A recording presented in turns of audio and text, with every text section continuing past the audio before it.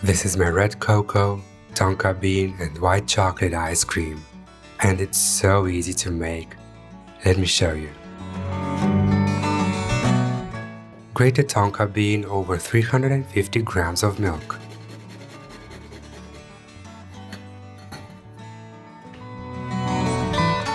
To 50 grams of xylitol, I'm adding 0.3 grams of xanthan gum and 0.7 grams of guar gum.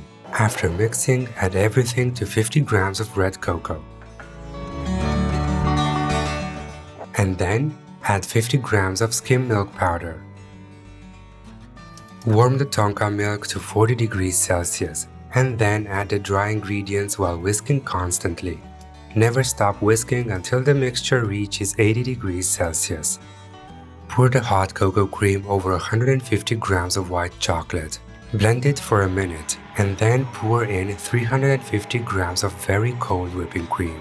Continue blending for 2 minutes. Then cover the ice cream base with plastic wrap directly on the surface and refrigerate it for 8 hours. Then peel the plastic off, blend it for 2 more minutes, and churn it in your ice cream machine following the manufacturer's instructions. Transfer the soft ice cream to a frozen casserole. Then level it, cover it, and freeze it for 6 hours. Before you scoop it out, let it sit at room temperature for 10 minutes. This ice cream is so creamy and luxurious, and that tonka fragrance is everywhere. You're gonna love it.